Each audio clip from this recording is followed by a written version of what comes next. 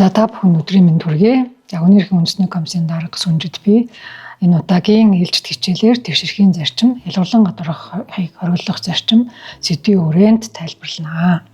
За энэ тэгшэрхийн зарчим, ялгарлан гадуурхахыг хориглох зарчим гэдэг бол хүн болгонд хамаатай нас, хүйс, үндэс угсаа хаана амьдарч байгаас үл хамааран биднэрт бол хамгийн их хамааралтай өдөр тутам хэрэг болдог ийм зарчим байдаг. Тэгэхээр энэ дээр бид нэр хэрвээ өөрсдөөсөө асуувал ер нь тэгш хандлагыг мэдрэх хэрэг чухал вэ? Эсвэл өөрийн чи одоо ямар нэг байдлаар ялгуулан гадуурхахгүй байна гэдэг хэрэг чухал вэ гэдгийг асуувал та ямар нэгэн хариулт ирнэ. Жишээлбэл өсвөр насны хүүхдүүдээс асуухаар юу гэдэг өөрсдийг нь хүүхэд гэж үзэж эрх зүйн чадамжгүй учраас нь хариу үйлдэл үзүүлэх чадамжгүй гэж үзэж биднийг тоохгүй байгаа нь ялгарлан гадуурхагдсан, дорд үзэгдсэн, үл хүндэтгэсэн гэдэг юм сэтгэл төртгөөч гэдэг юм уу те. Эсвэл төрийн албанд эмэгтэй учраас ус төрийн одоо тодорхой албан тушаалыг хашихад энэ нь сөрөг болоод сөрөг нөлөө үзүүлээд хүйсийн хувьд ялгуурлалаа гэдэг ийм мэдрэмж авах нь бас л үл хүндлэгдсэн тэгш байдлыг бий болоогүй, шудраг осны зарчмыг дэмжээгүй ч гэдэг юм уу, ийм асуудлыг үүсгэдэг. Тийм учраас бид нэр өдөр тутамдаа өөрсдийнхөө амьдралд хөдөлмөр эрхлэлт, ажил эрхлэлтийн харилцааны хамааралтай, ахиж дэвшгэд боломж олох гээд энэ хамааралтай, давуу байдал олох хэсэгт хамааралтай. Тэр битгэл бид нэр өдөр тутам үйлчлэгээ авахд энэ бас хамаатай. Ялангуяа төрийн үйлчлэгээ авахд бол энэ байдал хамгийн их хамааралтай байдаг. За тэгэхээр энэний цаана тэгвэл ямар одоо агуулга явдаг вэ хууль зүйн хувьд? Олон улсын баримт бичиг энэ нэгдсэн үндэсний байгууллагаас баталсан 1948 оны хүний эрхийн түгээмэл тунхаглал хэмээх ийм нийтлэг үндсэн зарчмыг баталгаажуулсан, хүний эрхийн үндсэн одоо суурь баримтлах зарчмыг баталгаажуулсан баримт бичиг байдаг. Энэ баримт бичиг батлагдсан түүх нь өөрөө дэлхийн 2 дугаар дайны дараагаар дэлхийн 2 дугаар дайн эхлэх болсон шалтгаан нь яс үнцээр үндэс угсаагаар ялгуулан гадуурхсан нэг үндэс угсааны хүмүүс өөрсдөө бусдаас дээр гэж үзсэн, нэг үндэс угсааны хүмүүсийг дорд гэж үзсэн, үүнээс үүдэлтэйгээр дэлхийн 2 дугаар дайн эхэлсэн үргэлжилсэн энэ дайнд татагдан оролцоогүй улс гүрэн гэж байхгүй, маш олон сая хүний амь насаар бид нар энэ дайнд бол хохирол амссан. Түүнээс гадна эдийн засгийн хувьд, соёлын хувьд, улс орнуудын хувьд бол энэ олон гамшигыг сөрөг үр дагаврыг дагуулсан гэдэг нь бол ойлгомжтой. Энэ дайны араас бид нэр хүнд хөрлөختний сургамж юу байсан бэ гэхээр бид нэр ах дүүсийн ёсоор нэгэнт одоо хүний ухамсартай энэ биеийг олсон бол хан дүүсийн ёсоор бид нэр адилхан гэдгийг хүлээн зөвшөөрөө гэдэг энэ үзэл баримтлал дээр нэгдсэн үндэсний байгууллагын суурь нь бол анх 50 улсууд хоорондоо хэлэлцээд энэ үнс нурман дээрээс бид хүн төрлөختөн өөрөө юу сурах ёстой вэ? Бидний ер нь хамтын үнд зүйлгүй юм бэ? Ухамсартай хүнийхээ хувьд бид нэр юуг одоо авч үлдэх ёстой вэ гэдэг ийм сургамжид дээр тулгуурлаад хүний эрхийн түгээмэл тунхаглалыг баталсан. Энэ түгээмэл тунхаглалын 1-р зүйл дээр байгаа хүн бүр адилхан тэгш нэр төр, хүн төрхөөсөө нэр төр энэ хувьд адилхан. Тэгээд хан дүүсийн ёсоор биетэйгээ харьцан өөрлөх сэтгэлээр ухамсартайгаар бие хүндэтгэнэ гэдэг юм утга агуулга явдаг. Энэний цаана хүн гэдэг хувьдаа ер нь бол адилхан хандах тухай гаднах төрхөөс үл хамааран үндэс угсаа, нас аль улсын иргэнмэ гэдгээс үл хамааран ер нь бид нар бол хэдий ингэж янз бүрийн нөхцөл байдал шинж ялгаатай байх боловч бид бол одоо хүн гэдэг хувьдаа адилхан үн цэнтэй ийм бодгол юм аа. Тэгээд биднийг хамгийн гол нь ялгадаг зүйл бол бусад амьд биетүүдээс энэ бол conscious гэж нэрлэдэг байгаа. Өрлөг сэтгэл гэж орчуулсан. Ер нь бол ухамсар юм аа. Тэгээ ийм ухамсартай хүн болох хувьтай адилхан нэгш байдлыг бол бид нэр баталгаажуулна гэдгийг ингэж хүний эрхийн түгээмэл тунхаглал баталгаажуулсан. За тэгээд 7 дугаар зүйлд нь байдаг хүн бүр хуулийн өмнө ямар ч халагчлалгүйгээр адилхан хамгаалах хэрэгтэй гэдэг. Тэгэхээр 1-р зүйлд нь ер нь нэр төрийн хувьд одоо анх төрснөөсөө л эхлээд хүн гэдэг хувьдаа бид нар адилхан гэдгийг нэлээд 7 дугаар зүйлд хуулийн өмнө адилхан хамгаалалт авах хэрэгтэй гэдгийг нь баталгаажуулж өгсөн. Үүнийг нь хүний эрхийн 48 оны түгээмэл тунхаглал заасан энэхүү үзэл санааг иргэний болон улс төрийн эрхийн тухай пакт гээд 1966 онд батлагдсан пакт байдаг. Монгол улс бол тэнд бас нэгдээ орсон. Эдийн засаг нийгэм соёлын эрхийн тухай олон улсын пакт байдаг. За энэний аль алин дээр нь бас энийг ялгаагүй баталгаажуулсан.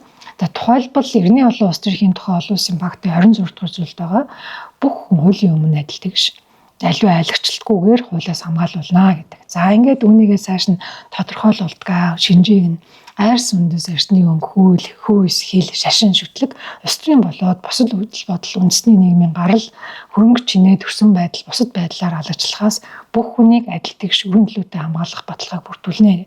За энэ эдийн засгийн нийгэм соёлын тухай пактаар яг адилхан утгатай заалтай байгаа. Энэ тэгэхээр яагаад ингээд олон улсын түгээмэл баримтчгуудад орж ирээд идэг вэ гэдг нь нэгдүгээр түүхийн сургамжинд, хоёрдугаарт энэ улс орон болгон өөрсдийнхөө үндсэн хууль бусад хууль тогтоомжид үүнийг заавал биелүүлэх хэм хэмжээ болгож батлах үүрэг хүлээдэг. Ийм учраас хүний эрхийн түгээмэл тунгалаас гадна энэ хоёр одоо ач холбогдол бүхий олон улсын пактуудад тухайлан шинжийг нэрлээд хуулийн өмнө нэгдүгээр тэгшэргээр хамгаалуулах, хоёрдугаарт үр нөлөөтэй хамгаалуулах тогтолцоо бүрдүүлэх гэдэг ийм үүргийг зааж үүрэг болгож өгдөг байна.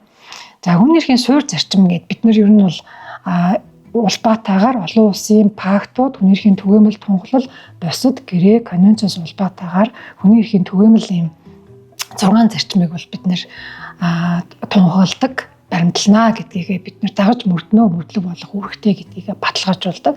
Энэ 6 зарчим дээр түгээмэл болон хүний эрхийн зарчим бол түгээмэл заашгүй нэг нь нөгөөтэйгээ харилцаа уялдаатай нөхцөлддөг энэ суурь юмаа гэдэг ойлголтыг хэлдэг. Хоёрт нь бол хуваагдшгүй гэдэг энэ ойлголтыг хэлдэг. Өөрөөр хэлэх юм бол салангад авч хэрэглэх боломжгүй нэг нь нөгөөгөө нөхөнгүүцэдэг харилцан уялдаатай хамтын ийм шүтэлцэл дунд хэрэгждэг гэдэг энэ ойлголтыг хэлдэг. За 3 дугаарт нь харилцан шүтэлцэн хамааралтай гэдгийг нь хуваагдшгүй байдлаас улбаатайгаар баталгаажуулдаг. 4 дахь энэ зарчим бол твширхийн зарчмыг баталгаажуулдаг. Ялгарлан гадуурхгүй байх энэ үндслийг баталгаажуулж өгсөн байдаг. За дараагийн 5 дахь энэ хүний эрхийн зарчим бол оролцоог хангах хэрэгтэй байдаг. Өөрөөр хэлэх юм бол бид нэр олон янзын нөхцөл байдалтай байгаа бүлэгт хамааралдаг хүмүүсийн эрхийг хамгаалах зөрчигдсөн ба сэргээх тухай ярьж байгаа учраас тэр бүлгийн хүмүүсийн өөрсдийнх нь дуу хоолойг сонсох хэрэгцээг нь мэдрэх оролцоог нь хангах тухай зайлшгүй нэг асуудал зарчим болж орж ирдэг юм аа. За хамгийн сүүлд нь бол хариуцлага байх хэвээр. Энэ хүний эрх үүрэг хариуцлага гэдэг бол нэг зоосны 3 тал болдог. Эрхээ эдэлж байгаа бол үүргүүлээд үүрэг хөдөлж байгаа бол түүний үр дагавар болох хариуцлагыг өөрөө бас хариуцдаг, хүлээдэг. За ийм учраас 6 дахь зарчим бол хариуцлах ба эрхцүүд ёсны зарчим гэж ийм зарчим явдаг. За олон улсын түвшинд бол бид нэр ингээд товч ийм мэдээллийг харлаа.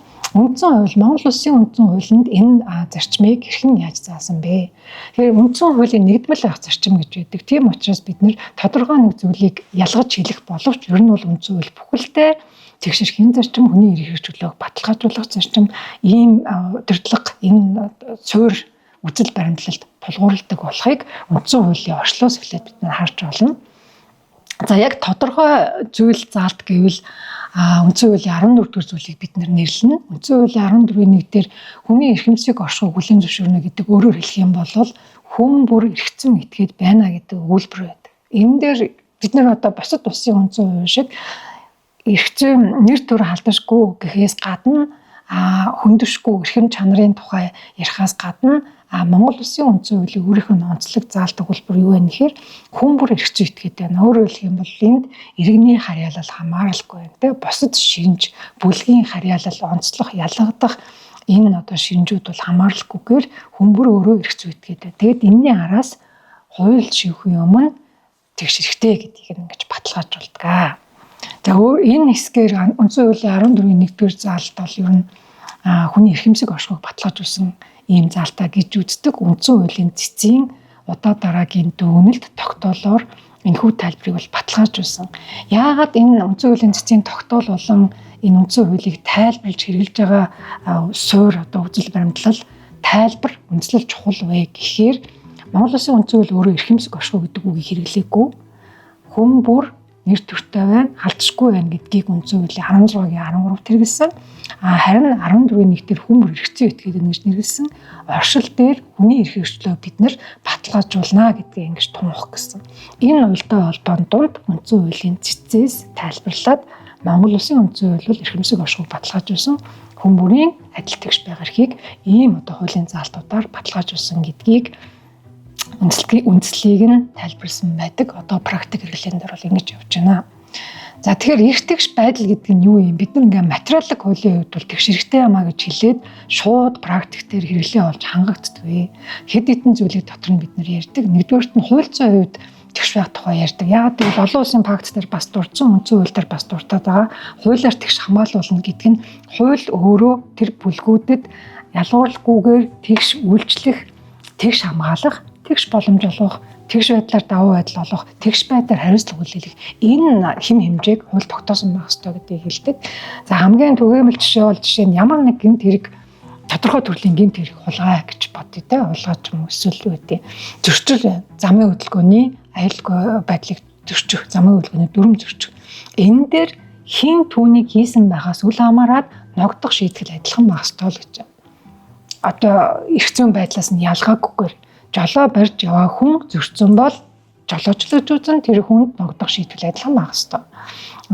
Тэр гэмт хэрэг тодорхой төрлийн гэмт хэрэг үйлдсэн хүн ялгаагүй одоо тэр юу болно? Жижигтэн ялгдаг, шүүгдэгч болно. Тэгээд ногдох шийтгэл нь адилхан байх ёстой. Энийг хэлж байгаа. Өөрөөр хэлэх юм бол анханасаа тодорхой нэр заагаагүй эрх зүйн хэмжээг бид нэр хуулиар тогтоодог. Тэр нь ирээдүйд одоо цаг үед үйлжилдэг, ирээдүйд үйлчлэнэ. Энэ хэм хэмжээг тогтоохдоо бид нэр хуулийн хүрээнд тэгш байдлыг хангах ийм зарчмыг дандаа баталгаажуулж энэ одоо шалгууруудыг хангах ёстой байдаг. Тэгээ энэ дээр бид нэг бодох ёстой зүйл байдаг. Тэр нь юу гэхээр тэгш байдлын одоо гарааны тэгш байдлын тухай. Бид нар ингээ бүгдээрээ та нар хүрснээрээ чадамжаараа, боломжоороо, ур чадвараараа энэ байдлыг бий болгоорой гэвэл энэ шудраг бос болно. Төсөөлийг хөгжлийн бэрхшээлтэй иргэн, ахмад настай иргэн, эд залуу хөдөлмөрийн насны хүмүүсийг хооронд нь за та нар энэ нийгэмдтэй өөрсдийнхөө хөдөлмөрийн үр шимийг бий болгоод тэгээд тэр үр шимээрээ амьдраарай гэж хэлвэл одоо энэ шудраг ус болно. Хөгжлийн бэрхшээлтэй иргэдийн хувьд хөдөлмөр эрхлэх боломж ямар байдаг вүлээ, орлого олох боломж ямар байдаг вүлээ, ахмад настай хүний хувьд ямар вүлээ, хүүхдийн хувьд ямар вүлээ. Тэгэхээр бүх хүнийг бид нар юу гэдэг гарааны адилхан нөхцөлтэй гэж үзээд та нар хэн одоо хүрч чадсан нь энэ үр шимийг хүртээ гэх нь бол нийгмийн ёс биш ээ. Үндсэн хуулийн зарчим биш. Энэ дээр гарааны тэгш байдлыг тэгшигдэх боломжийг нь тэгшигдэх тухайд үндсэн хууль өөрөө үндсэн хуулийн 14-ийн 1 чинь 14-ийн 2 чинь үйлчилдэг. Энийг бусад хуулиар хангах ёстой байдаг. Жишээлбэл хөгжлийн бэрхшээлтэй хүмүүсийн хөдөлмөр эрхлэлтийг төр дэмжинэ. Бодлогоор дэмжинэ, хуулиар дэмжинэ, мөнгөөр дэмжинэ, санхүүгээр дэмжинэ, бодиттой процессор дэмжинэ. Энэ гарааныхаа нөхцөлийг адилтгаж байгаа ийм процесс болдог. Эмэгтэйчүүдийн улс төрд оролцох үйл явцыг мөн адилхан дэмжинэ. Одоогийн нөхцөл байдал ирээдүйд 10 жилийн дараа бид нэр арай өөр статистик тоо хэлээд арай өөр нөхцөл байдлыг илтгэж суужиж магадгүй. Яг өнөөдрийн нөхцөл байдал улс төрийн шийдвэр гаргах төвшөндөх эмэгтэйчүүдийн оролцоог хуулиар дэмжихгүй бол эрэгтэй эмэгтэй адилхан гарааны нөхцөлтэй маа.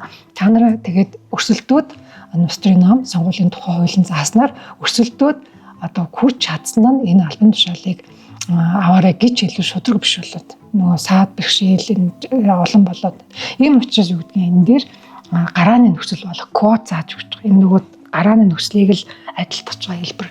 За ахмадууд дээр адилхан, залуучууд дээр ч адилхан. Одоо тэдний орон сууцны бодигийн зээлийг дэмжнэ ч юм уу те ахмадууд дээр хөдөлмөр эрхлэлтийг дэмжинэ, халамжийн бодлого дэмжнэ ч юм уу, тусдаа хөтөлбөр хэрэгжүүлнэ. Хүүхэд хамгааллыг бид нэр тухайлан институт байгуулна, механизм бий болгоно, мөнгө гаргана. Энэ институтыг уялдуулна, бодлогоор дэмжинэ, хуулиар дэмжинэ, хамгаална. Энэ бол бүгдөө энэ гарааны нөхцөлийг л адилтгаж байгаа хэлбэр. Хүний ёс, ер нь хүний нийгмийн амьдралыг үсгэх юм бол энэ нөгөө мөчлөгийг туулаагүй хүн гэж өөрөө байхгүй, хүүхэд байна, өснө, өсвөр наснд очино, эд наснд очино, хөдөлмөрлөн ажиллана, хөдөлмөрлөх нөхцөл нь ондоо байна. Тэгээд тэтгэвртэй гарна гэдэг юм уу те ийм ондоо. Тэгээд анханасаа бас амьдарч байгаа газараасаа бас ялгаатай аж гэдэг юм уу. Үндэсний цөөнхөд хамаарч байгаа бол эрх зүйн байдал ондоо болдог учраас энэ бүхнийг үндсэн хуулийн энэ фьюр зарчим дээр хэлээд байгаа нь хуулиар бүгдийг 50-50 гэж жинлэх тухай асуудлаас гадна хоёр дахь маш чухал зарчим бол энэ өөр байгаа нөхцлүүдийг адилтгаж энэ гарааныхын нөхцөлийг бид нэр equity гэж нэрлэдэг байгаа. Тэгшитгэж дэмжлэг үзүүлэх нийгмийн харилцаанд идэвхтэй иргэн байх үр шимийг хүртэх. За энэ амьдралын хамгийн анхан шатны энэ хэрэгцээг нь хангах ийм боломжийг бүрдүүлэх. За энийг болов бид нар бас нууцын хуулийн 14-р зүйлийн хүрээнд хангах үүргийг үлээдгээ гэж болгоно. Тэгшэрхийн зарчмын одоо хууль зүйн агуулга нь юу гэхээр хамгаалалт нь тэгш байх ёстой, оролцооны тэгш байдлыг бас агуулдаг. Эрхийн тэгш байдлын хамгаалалт гэдэг бол өмнө бас нөгөө хууль зүйн хуулийн 14-1 дээр бас бид нар хэлсэн. Одоо сая бас тайлбарсан нөгөө гарааны нөхцөлийг тэгшитгэх тухайтай хамаатай. Энэ дээр бид нар хуулиар хамгаалж өгнө. Энэ нэг хувь хүний субъектив дур зориг шийдвэр гаргагчийн өөрийнх нь тухайн үеийн субъектив шийдвэр байж таарахгүй учраас бид нар хуулиар тогтооно. Жишээлбэл хөгжлийн бэрхшээлтэй хүүхдийг сургах гэж авал бид нар тохирох хэрэглэгдэхүүн гэж нэрлэдэг даа. Тэрийн одоо ангин, замаадгүй, сандалн, ширээн, орж гарах, орцсон, гарцсан хэрвээ шаардлагатай бол цахилгаан шат гэж байх уу. За эсвэл өөр ямар дэмжлэг байна. Нэмээд нөгөө тусгай хөтөлбөрөөр бэлтгэгдсэн хөгжлийн бэрхшээлтэй хүүхдүүдтэй ажиллах ийм арга зүй эзэмшсэн туслах багш гэж байх ёстой гэдэг. Энэ бүхнийг хуулийн зааж өгч байгаа. Одоо ийм байдлаар энийг хэрэгжүүлнэ гэдэг тийм. Тэгэхээр энийг хэд нэр хэлж байгаа эрхийн тэгш байдлыг хангах гэдэг бол нөгөө сая хэлсэн эхний тэгш хамгаалалт байхаас гадна хоёр дахь гарааны тэгш нөхцөлийг хангахад бид нэр энэ нөхцөлийг нь хуулиар бүрдүүл. Энэ өөрөө орон зай алгацсан шийдвэр гаргагчдын хувьд орон зай алгацсан байдлаар үлдэх ёсгүй. Тэгвэл бид нэг тэгш байдлыг хангах тухай ярихад их төвөгтэй болно. Тухайн шийдвэр гаргагчийн өөрийн хүсэл зоригоос хамаарсан байдалтай болоод эхэлнэ. За хоёр дахь агуулга юу гэхээр одоо бид нар ингээд сая бол одоо өмнө тайлбарласанчлан хуулиар тогтоочлоо шүү дээ. Хуулиар хамгаалтын тогтоочлоо, нөгөө гарааны нөхцөлийг адилтгах тэр нөхцөлийг нь тогтоочлоо. Юугүй, яаж вэ, хэрхэн бэ, ямар их үүсрээс вэ, ямар бүлэг зориулва гэдгийг бид нар хуулиар хэлчихлээ. Одоо хоёр дахь хамгийн чухал хэсэг бол энэ эрх зүйн хэмжээг хэрэгжүүлэхдээ тэгш байдлыг хангах асуудал байдаг. Өөрөөр хэлэх юм бол тэр урдчилсан хуулийн заасан урдчилсан нөхцөл хангагдсан л бол тэрийг хэрэгжүүлэх тухай асуудал бодиттой амьдрал дээр яг үнэхээр хөгжлийн бэрхшээлтэй иргэдэд хөдөлмөр эрхлэлтийг дэмжлэг нь очих тухай асуудал. Ажлын байрыг яг хөгжлийн бэрхшээлтэй иргэнд гаргаж өгөх тухай асуудал. Тэр ажлын байр нь өөрөө яг л хөгжлийн бэрхшээлтэй иргэдтэй зориулсан тохирох хэрэглэгдэхүүнтэй байх тухай асуудал. За эмэгтэйчүүдийг одоо юу гэдгийг аливаа төрлийн одоо хүүсээр нь ялгарлан гадуурхалтаас ангид байх тухай асуудал. Хүүхдийг насанд нь тохирсон байдлаар танин мэдгүй тэр нөхцөл байдалд нь тохирсон байдлаар дэмжих тухай асуудал. За магадгүй хөдөө орнууд амьдарч байгаа гэдэг ингээд ёс súсийн бодлого өөрөө байдаг. Учир нь манай хол малчдтай. Тийм учраас малчтайгаа дэмжинэ гэдэг бодлого байж болно. Суурин газраас аслагдан газар амьдардаг. За хатуу ширүүн одоо байгаль цаг уурын нөхцөлд ажилладаг хүмүүсээ гэж үзээд тэгвэл тэндэрт юу хийх нь яаж хандах нь одоо энэ яг хэрэглээний хувьд хэм хэмжээг, хуулийг, журмыг тэгш хэрэглэх тухайд энэ төр заавал гарч ирдэг. Энэ захиргааны байгууллагын шийдвэрүүд бидний одоо өдөр тутам хэрэгэлдэгтэй улсын бүртгэл, татвар, нийгмийн даатгал, засаг даргын шийдвэр, иргэдийн хурлын шийдвэр, засгийн газрын шийдвэр гэгчлэн энэнгээр илэрнэ. Түүнээс гадна шүүхээс бас энийг хэрэгэлдэг хэм хэмжээний тэгш байдлыг. Адилхан тохиолдолд адилхан хэрэглээ гэдэг бол үндсэн одоо тийм бидний аксиом болдог. Хууль зүйн өөрөөр хэлэх юм бол А гэдэг хүний тухайд шүүхээс яагаад ял оноосон юм бэ? Эсвэл яагаад ялыг хөнгөлсөн юм бэ гэдэгтэй адилхан нөгөө адилтгах тохиолдолд бол хэрвээ хөнгөлөх, чөлөөлөх, ял ондуулах, хүндрүүлэх нөхцөл байгаа бол дандаа үндэслэл байх ёстой. Яагаад гэвэл анх удаагийн тэр хийсэн учраас, яагаад гэвэл өөрөө гэм бурууга хүлээсэн учраас тийм үндэслэлтэй байж ижил чөлөөлнө. Тэгэхгүйгээр адилхан нөхцөл байдалд байгаа хүмүүсийг бид нар эрх зүйн хэмжээ хэрэглэхдээ, хуулийг хэрэглэхдээ өөрөөр хэрэглэх нь үндсэн хуулийн зөрчил болно. Тэгшэрхийн зарчмын зөрчил болно. Тэр хэрэглэх бол одоо маш чухал юм асуудал байна. Тэгээд энэ дээр жишээлбэл ийм гомдлууд ирдэг. Тэгшэрлэн дээр одоо LGBT хүмүүсийн төрийн бус байгууллагыг бүртгүүлэх гэтэл улсын бүртгэлээс бүртгэсэнгүй ч гэдэг юм. Тэгээ улсын бүртгэл тавигдаж байгаа шаардлага юу? Хууль юу гэж хэлсэн бэ? Хуулийн этгээдийн бүртгэхдээ ийм бичиг баримт бүрдүүлээрэй л гэж хэлсэн. Тэрнийг нь бүртгүүлсэн бол одоо энэ хэрэглээний асуудал чинь яагаад чухал энэ дээр гарч ирж байгаа. Хууль бол ерөнхий заалтыг одоо адилхан заасан байна шүү дээ. Тэр тэгш шалгуурыг нь заасан те адилхан ерөнхий тусгай шалгуурыг заасан. Атал одоо улсын бүртгэл хэрэгжүүлэхдээ LGBT хүмүүсийн байгуулж байгаа төрийн бас байгууллагыг бүртгэхгүй гэвэл энэ одоо харин нөгөө хэрэглэн дээрээ гажуудал үүсгэж байгаа хүний эрхийг зөрчиж байгаа ийм жишээ болоо явчихна. За юуны хувьд одоо хөгжлийн бишэлтэй хүмүүсийг ажилуулж байгаа бас аж ахуй нэгж байдаг байгууллага байдаг. Бид нэр тохирох хэрэглэгдэхүүнээр хангахгүй боломжтой атал тийм үү боломжтой өөрсдөө тэрийг санхүүгүй хувьд бол ер нь авчих боломжтой атал хангахгүй байгаа бол энэ жишээ нь нөгөө яг хэм хэмжээний хэрэглээний зөрчил болоо явчихна гэдэг. Амьдрал дээр бол ингэж л бод. Тийм учраас энэ хэрэглээ бол чухлаа гэдэг нь одоо хууль чухалтай адилхан хуулийг бас хэрэглэх чухлаа гэдэг энэ онцлогийг ингэж дахин тайлбарлаж байна.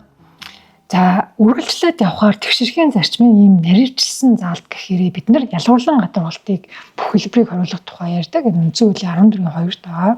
Яг ингээд шинжүүдийг унших юм бол хүнийг үндэс угсаа, хил харсны өнгө, нас хүйс, нийгмийн гарал айдал, хөрөнгө чинээ, эрхэлсэн ажил албан тушаал, шашин шүтлэг, үзэл бодлол, боловсролоор нь ялгуурлан гадуурхаж үйл болно гэж.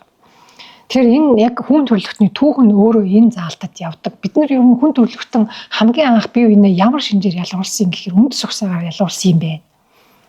Ярьдаг хэлний ялгаатай байдлаараа ялгуулдаг байж арсны өнгнөөс болж их ялгаа гарсан. Тэгээд боолчлын түүхийг санаж байгаа Америкийн нэгдсэн улсын түүх нь өөрөө энэ дээр бүтсэн түүх. Дэлхийн 2 дугаар дайны түүхч өөрөө арс өнгө үндэс угсааны ялгууллаас гарсан. Тэгэхээр хүн төрөлхтний түүх өөрөө л ингээл шинж болоод энэ үндсэн хуулиуд олон улсын пактад туссан л байна л да. Тэгээд дараа нас үүсээр ялгуулж эхэлсэн байна. Ялангуяа эмэгтэйчүүдэд бол өдмөр эхлэлт талтай байж, хүүхдүүдэд талтай байж, ялгадаггүй байж, хүүхэд ямар ажлыг насандаа тохирсон байдлаар хэдэн настай хүүхэд хийж болохын, хийж болохгүй, химийн хорт удастай харьцаж болох юм уу, буу зэвсгийн үйлдвэрт ажиллаж болох юм уу, автомат үйлдвэрт ажиллаж болох юм уу, энэ ялгааг бид нар хэлдэггүй байсан. Тэгээ явандаа бид нар насаар нь хүүсээр нь ялгаатай байх хэрэгтэй гэдгийг хэлсэн. Айжмаар юу үүссэн бэ гэхээр нийгмийн гарал байдал хөрөнгө чинээс болоод ялгаатай байдал үүсч гисэн. За энийг нь хэлсэн. Үүгээр ялгахгүй гэд. За ингээд эрхэлсэн ажил албан тушаал бас давхар орж байгаа. Тэгээд үзэл бодол итгэдэг нөгөө шашин шүтлэг бас хамаатай. Үүгээр ялгуулахад л одоо ч гэсэн зөрчил мөргөлдөөний нэг томоохон хэсгийн нэг болоод байдаг. Үзэл бодол шашин шүтлэг бол хүний бид нар жам ёсны эрх гэж үздэг. Өөрөөр хэлэх юм бол бид нар салгаж чадахгүй. Юунд итгэхийг, юуг зөв гэж үзхийг, юуг буруу гэж үзхийг, ямар шашин шүтгийг тэр хүний дотоод ертөнц болохоос одоо тэрийг хүн заагаад ингээ бий болгочдөг тийм хиймэл үүсмэл зүйл биш байна тийм ч учраас үндсэн хууль өөрөө шашин шүтлэг үзэл бодолтой байх эрхийг жам ёсны эрх юмаа гэж хэлдэг. Хүн өөрөө л сонгоно түүнтэй үнэнч байна. Тэр зан үйлээ үлдэнэ, дагна, тэр бүлэгт харьяалагдана. За энэ бол жам ёсны эрх. За тэгээд эцэст нь энэ үндсэн хуулийн 14-2-т бол боловсролоор нь ялгарч болохгүй гэж байгаа. За үүнээс гадна хэдийгээр үндсэн хуулийн 14-2-т ингэж яг үгчлэн заагүй боловч олон улсын пактаас бид нар иш үндэс болгож хоёр шинжийг бас давхар оруулж ойлгодог. Хөгжлийн бэрхшээлээ нь ялгуулахгүй. Бэлгийн чиг баримжаар нь ялгуулахгүй. За энэ бол нөгөө олон улсын Грек конвенцэд заасан шинж бөгөөд үнийг нь Монгол улсын үндсэн хууль хүчлэн заагаагүй ч гэсэн бид нар хэрэгэлдэг. Хэрэгэлсээр ирсэн энэ дээр бол одоо ямар нэг юм юу эргэлзээ, тэнэгэлзээ асуудал бол байхгүй. Тийм учраас үүнтэй адилхан магадгүй одоо шинээр үүсэх шинж байж болно. Хүн хоорондын ялгааг илтгэдэг. Магадгүй ялгуурлан гадуурхагдах үндэслэл болж болцсохгүй. Түүнийг ч гэсэн Монгол улсын үндсэн хууль хамгаална гэдгийг ойлгоно. Энэ нь үндсэн хуулийн 14-2 түүнээс шууд нэрлэн заасан одоо сая дээр нэрлэн заасан шинжээс гадна үндсэн хуулийн 14-1 нөгөө хүмүүр эрх зүйт гэдгсэн шүү дээ. Хүмүүр эрх зүйт гэдгээ санана хууль шүүхийн өмнө эрхтгч байна гэдэг үндсэн хамгаалалт байгаа мөн үндсэн хуулийн оршил. Бид нэр тэн дээр ямар үзэл баримтлалыг ямар хүрэх цэгийг луужин болгож заасан бэлээ гэдгээ эргэж санана. Ингээд бид нар энэ хүрээндээ тэр бүх шинжээр юу хүнийг аливаа байдлаар нийгмийн харилцаа, хөдөлмөрийн харилцаа, бусад харилцаанд ялгарлахгүй гэдэг ийм суурь зарчмыг баталгаажуулсан гэдгээ санаж бусад хуульд тунхаглаж хэрэгжүүлэх учиртай. За ихэн энэ зарчмыг хэрэгжүүлэх юм тэгшэрхийн зарчмыг хангах. Ялуурлан гадуурхыг хориглохын зарчмыг хэн хамаатай вэ? Төрийн бүх байгууллагт хамаатай. Төрийн бүх албан тушаалтанд хамаатай. Мөн төрийн биш боловч нийтлэг үйлчлэгээ үзүүлдэг аж ахуйн нэгж, түүнчлэн нийтийн эрх зүйн этгээд бүгдэнд нь хамаатай. Тэгэхээр хүний эрхийг хүндэтгэх нь байнга хүндэтгэх. Одоо саяын шинж байдлаар ялгуурлахгүйгээр ялуурлагтахаас хамгаалах үүрэгтэй. Хүний эрхийг хангах үүрэгтэй. Тэгээд хэрвээ эрх зөрчигдсөн юм бол бид нар түүнийг нь сэргээ эдгэх үүрэгтэй. За ийм үүргийг бол төр ба бусад байгууллага аль нь хамаадаг байх нь яагаад гэвэл хүн өөрөө нийгмийн харилцаанд оролцдог учраас бид нар ямар нэг газраас үйлчлэг авч таарна, төрийн үйлчлэгээ заавал авч таарна. Усын бүртгэл, нийгмийн даатгал байна, тэ.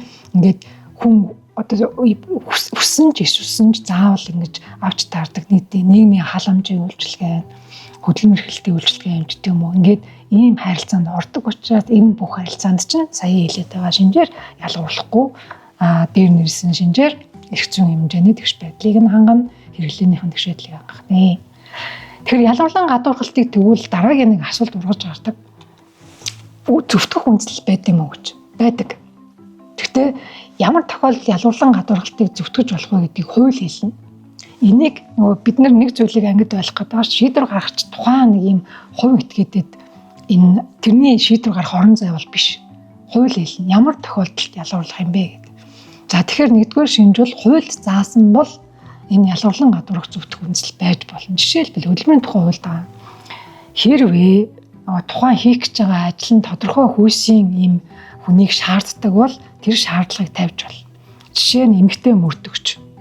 Эмэгтэй хүнийг мөрдөгчөөр аав нь яагаад гэвэл бид нар эмэгтэй холбогдогч тийм энийг эмэгтэй сэжигтэн нэг асуух заавал адилхан хүйсийн хүн шаардлагатай байгаа учраас ялангуяа хүүхдээ гэж гэдэг юм уу. Ингэвэл бид нар эмэгтэй хүнийг ажилд авна гэж заах нь ялгуурлан гадуурхалт биш. Энийг хөдөлмөрийн хууль хэлж байгаа. Хоёрдугаарт нь бие бэлтрийн хувьд энэ заавал шаардлагатай бол тэрийг бас хүйсээр ялгаатай зааж болно. Ачаа зөөнөө эрэгтэй ч гэдэг юм уу те ийм байдлаар ингэ шалгуурыг заана. Энийг хөдөлмөрийн хууль хэлж байгаа. Тэгэхээр ялгуурлан гадуурх шинжийг хууль хэлнэ нэгдүгээр гэдгийг нь ямар тохиолдолд дэмжихийн аль бүлгийг аль тохиолдолд яг тодорхой шалгуураар ийм тавиад ийм тодорхой нарийн өнцгөр ийм шалгуур тавиад ингэж шинжийг нь тусгайлан зааж болох юм бэ гэдгийг бол ерөөсөө хууль. Нэгдүгээр санах юм хууль байна уугүй юу гэж асууна. Хөгжлийн бэрхшээлтэй хүнийг ажилд авахгүй хууль байх ёстой. Эмэгтэй хүнийг дэмжихгүй хууль байх ёстой. Байхгүй тохиолдолд бид нэр үгүй л гэж үзнэ. Тэр ялгуурлан гадуурхыг чинь зөвтгөх үндэслэл алгаал гэж хэлнэ. За хоёрдугаарт ямар зорилгоор тэр одоо ийм шинжээр ялгаатай давуу байдал үүсэх юм уу? Эсвэл шинжээр ялгаатай сул тал үүсэх юм бэ гэдгийг хэлнэ. Энэ дээр үндсэн хуулийн 19 заас нь 3 зүйл байгаа. Нэгдүгээр бусдын эрхийг чөлөө хүндэх юм бол энэ дээр таны эрхийг хязгаарлана. Жишээлбэл гэмт хэрэг хийвэл, жишээлбэл зөрчил үйлдвэл энэ таны эрхийг хязгаарлана. Энийг хууль хэлж байгаа. Нэгдүгээр, хоёрдугаар та бусдын эрхийг хүндсэн учраас таны эрхийг чинь хязгаарлана. Хоёрдугаар нийгмийн хэв журмыг хүндсэн болвол бас энэ дээр бид нэр ялгуурлан гадуурхалт буюу одоо таны эрхийг тодорхой хэмжээгээр хязгаарлах, эрхэд чинь халдах үндэслэл үүсч болно. Гурав дахь нь үндэсний аюулгүй байдлыг хангах зорилгоор байж болно. Энийг бол ер нь хууль нь өөрөө бичдэг л дээ. Одоо хөдөлмөрийн тухай хууль гэхэд чинь ямар зорилгоор юм бэ гэдгийг өөрөө бичсэн байгаа. Эрүүгийн хууль гэх чинь өөрөө ямар зорилгоо гэдгийг дотроо дандаа бичсэн байгаа. Тэгээд одоо улс төрийн намын тухай хууль гэдэг юм уу, сонгуулийн тухай хууль, хүүхэд хамгааллын тухай хууль гэрчлэн тий цаашаа үргэлжлэн нийгмийн даатгалын хөдөлмөр эрхлэлийг дэмжих тэрэндээ энэ саяын зорилгоудаа бол хэлсэн байдаг. Гуравт одоо хүнийг ялгуурлах гэж байгаа бол юг харах ёстой вэ гэхээр зорилгодоо нийцсэн бодит нөхцөл тохирсон үндэслэл бүхий шийдвэр мөн үү гэдгийг харах ёстой. За энэ дээр бол бидний өдөр тутмын нөгөө практик хэрэглэнээр маш их анхаарах ёстой юм зарчим байгаад байдаг. Зарим тохиолдолд ингээд жишээлх юм бол одоо нэг зураг юм дэлгэцэн дээр үзүүлээ. Ингээд хөгжлийн бэрхшээлтэй хүмүүс ахмад настан хүүхэд ер нь ингээд хэрэгцээ шаардлагатай хэн бүхнийг зорчих орц гарцыг нь амархан болгох зорилгоор бид энэ хүртээмж бит орчны хүртээмж гэж нэрлэдэг байдаг. Шат юм налуу шатыг тавьдаг. За стандарт гэж бий. Тэгээд энэ зургийг харах юм бол налуу шат хийсэн үү гэхээр хийсэн гэж хэлэхээр байгаа. Гэхдээ зорилгодоо хүрсэн юм уу? Энд чинь одоо бодит нөхцөлдөө нийцэж байна гэж хэлэхээр үгүй. Тэр энийг л хэлж байгаа. Тэр 3 дахь зарчим бол ерөөсөө юу гэлж байгаа гэхээр наад хилээд байгаа давуу байдал чинь эсвэл наад нэг тодорхой бүлэгт зориулсан тэр хэм хэмжээ чинь те стандарт чинь яг хийцэн бодиттой материалын нөхцөл байдал чинь өөрөө зорилгодоо нийцсэн юм. Энэ налуу шатыг бид нэр хийх зорилго юу вэ? Хүмүүсийн орох гарахад амархан болох гэж байгаа шүү дээ. Хүүхдийн тэрэг төрсэн хүн, таяг тулсан хүн, тэрэгэн зэртэй хүн, тийм ч учраас стандартыг тэгж баталдаг. Тэр хүмүүсийг хэвийн, аюулгүй зорчих ийм л одоо стандартыг баталсан атал одоо бидний харж байгаа зураг дээр жишээ нь энэ бол хангатай хүүхд нь харж байна. Тэгэхээр энэ бол нөгөө бодит нөхцөл тохироогүй. Ингээд хариулт юу гэхээр бид нэр зураг хараагүй яг очиж хэмжээгөө бол юу гэж хэлэх үү гэхээр юу хийсэн үхээр хийсэн. Хууль байгаа юу байгаа стандарт байгаа, хууль байгаа стандарт байгаа. Бид нар тэгээ хийсэн үхээр хийсэн налуу шат байгаа гэж хэлэх гээд байна. Тэгтэл яг бодит байдал дээр харахаар ийм байдаг учраас ийм зорилгодоо нийцсэн юм уу? Яг бодит нөхцөл тохирч байгаа юм уу? Үндслэлтэй юу гэдэг бол тун чухал ийм шалгуур болдог байна. За дараагийн энэ 4 дахь энэ шалгуур бол хүний эрхийг хязгаарлахтаа барьдаг шалгуур бол зам ёсны эрхийг хөндөг байх хэвээр. Энд дээр бид нэг хэд хэдэн зам ёсны эрх байдаг. Энд дээр амьд явах хэрэг байгаа, шашин шүтэх, итгэл өмчлөлтэй байх, эрүүл шүүлтээс ангид байх, энэ эрхүүд үзэл бодолтой байх та энэ эрхүүд бол зам ёсны эрх. Тэр зам ёсны эрх түрүүн бас өмнө би дурдсан. Ер нь бол хүний толгойд байдаг, өөрийнх нь итгэл өмчлөлт байдаг. Тэгэхээр бид нар ийм нөгөө ухамсарт нь байгаа зүйлийг бид нар салгаж аваад одоо чи энийг зөв гэж үзээрэй, одоо чи энийг буруу гэж үзээрэй гэдэг ийм бол байж таарахгүй. Тийм ч учраас зам ёсны эрхийг ялгаа юу юм? Нөгөө бусад үүсмэл эрхээсээ ялгаа нь юу гэхээр зам ёсны эрхийг онцгой нөхцөл байдалтч, дайны нөхцөл байдалтч, ямар ч нөхцөл байдалд энийг хязгаарлах оролдог. Тэр ямар нөхцөл үүслэгээд COVID-7 гэж хэлэх юм бол хязгаарлахгүй. Ийм л юм. Ерөөсөө хүн хувьтай, ухамсартай, оюун ухаантай, ийм бодгол хувьтай зам ёсны эрх бол төрөвлөл гэж үзэж байгаа. Хүнтэй хамтал бий болдог, хүнтэй хамтал дуусна өөртөө. Тийм учраас энэ бол зам ёсны эрх хэн нэгэн 3 дахь этгээд төр байгууллага энийг заахгүй, зааж боломжгүй. Тийм учраас энийг хангах ёстой. Онц болон дайны байдал ямар ч нөхцөл байдал үүссэн гэсэн зам ёсны эрхийг хязгаарлахгүй. За энийг бид нар бас хандаг. За хамгийн сүүлд нь бол шүүхэд хандах эрхийн зөрчөөгүй байх ёстой. Өөрөөр хэлэх юм бол ямар ч тохиолдолд үндсэн хуультай арчилсан үндсэн хуультай улс орны иргэн гомдол гарах хэрэгтэй байх ёстой. Тэр нь ялангуяа шүүх гэдэг энэ тусдаа эрхийн зэрэг гэдэг механизм бий даасан хараад бусаар үйл ажиллагаагаа явуулдаг ийм механизм руу хандах эрхийн нээлттэй байх ёстой. Тэр энэ бол юу гэдэг хаахгүй байх, нэхэмжлэлийг хүлээж авах хэсэг, шүүх рүү гомдол гарах энэ эрхийг нь хаагүй байх, зөвлөгөө өгөх. Төлбөрийн чадваргүй бол тэр хэсэгт нь төлбөрийн чадваргүй хүнд өмгөөл өчөөр хангах. Хууль зүйн туслалт заа үзүүлэх. Энэ боломж нь бүрэн нээлттэй байх ёстой. Үн төлбөргүй. Хэрвээ төлбөрийн чадваргүй хүн бол чадвартай хүн бол мэдээж өөрөө энэ хууль зүйн туслалцаа аваад шүүхнэ. Тэгэхээр шүүхэд ямарваа нэг шалгуураар ялангуяа дур зоргийн шалгуураар хэн нэгний хэмжлэг эрхийг бол хаахгүй гэдэг бол маш том ардчилсан орны үндсэн хуульд орны юм зарчим байдаг. Энэ эрхийг хангах хэрэгтэй байдаг. Дагдаг товчхондоо бол бид нэр ингээд тэгш эрхийн зарчмын агуулга юу болохыг түүний үргэлжилсэн, наривжилсан зарчим агуулга ялуурлан гадуурхайг хориулах энэ зарчим юу болохыг агуулгыг нь үзлээ. Тэр хүний эрх гэдэг ойлголтоор бид нэр холбоо үгээр хэлдэг боловч хүний эрх гэдэг яг энэ ойлголтын цаана 3 агуулга байнга явдаг. Энэ хүрээндээ ч гэсэн хууль тогтоомж энэ баталдаг. Энэ хүрээндээ ч гэсэн хуулийг хэрэгэлдэг. Нэгдүгээрт нь эрх байна. Энэ бол одоо өөрт чинь давуу байдал болгож байгаа позитив утга байдаг үүрэг байна. Энэ бол өөрт чинь нэмэлтээр одоо үүрэг хүлээлгэж байгаа. Заримдаа эрхийг чинь хязгаарлана. Ийм агуулга орж ирнэ. Заавал хийх ёстой болно, гүйцэтгэх ёстой болно. Үүнийг дагаад эрх үүргээ хэрэгжүүлсэн хэсгээс чинь ялангуяа үүргээ хэрэгжүүлсэн хэсгээс чинь зохистой хэрэгжүүлсэн хэсгээс чинь хамаарат хариуцлага ногдно. Хариуцлага бол хууль зүйн. Энэ бол одоо ёс суртахууны зөв буруугийн тоолох ойлголт биш. Хууль зүйн хариуцлага. Хэрвээ үүргээ биелүүлэхгүй бол хариуцлага хүлээнэ. Энэ дээр бол хуулинд заасан 4-5 янзын хариуцлага байдаг. Нэн тэрүүн хамгийн хүнд нэргүй хуулийн заасан хариуцлага зөрчлийн хуулийн засгийн хариуцлага байгаа. Иргэний эд хөрөнгийн шинжтэй хариуцлагууд байдаг. За захиргааны шийдвэрүүд байдаг, захиргааны хариуцлагууд байдаг. Түүнээс гаднаас сахилгын хөдөлмөрийн харилцаанд орж ирдэг. Сахилгын одоо 900 гэдэг ийм хариуцлагууд орж ирдэг байна. За бид өнөөдөр үндсэн хууль заасан тэгш хэргийн зарчим, ялгарлан гадуургыг хориглох зарчмын хүрээнд 3 агуулгыг тодруулж авч үзлээ. Нэгдүгээрт олон улсын үүсэл хөгжил буюу нэгдсэн үндэсний байгууллагын хүний эрхийн түгээмэл тунхаглалт энэ тэгш хэргийн зарчмыг хэрхэн яаж авч үзсэн түүхийг нь авч үзлээ. Түүнд заасан заалтыг нэрлээ. За мөн иргэний болон улс төрийн эрхийн тухай олон улсын пакт, эдийн засаг нийгэм соёлын эрхийн тухай олон улсын пакт заасан зарчим агуулгыг нь товч дурдлаа. Ингээд хоёр дахь одоо үндсэн том агуулга бол Монгол улсын үндсэн хууль, оршил, үндсэн хуулийн 14-р зүйлд ямар агуулгаар энэ тэгш хэргийн зарчмыг ойлгох тухай бөгөөд энд нь хоёр салбарсан ойлголтыг бид нэр дурдлаа. Нэгдүгээрт нь хуулийн тэгш хамгаалалт буюу эрхийн хэмжээг тэгш тогтоох тухай.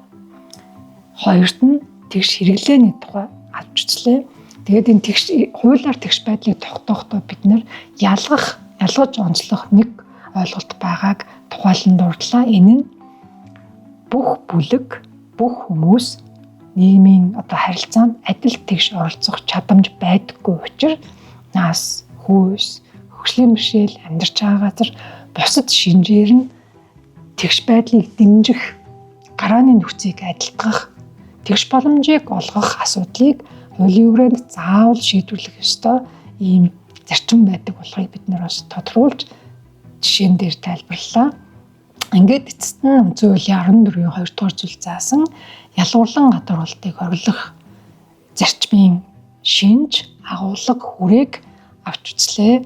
За үүний араас хизээ хүний эрхийг хязгаарладаг вэ гэдэг дээр 5 зарчим, хүний эрхийг хязгаарлахад баримтлагдаг 5 зарчмыг бид нэр дэлгэрүүлэн тайлбарлалаа.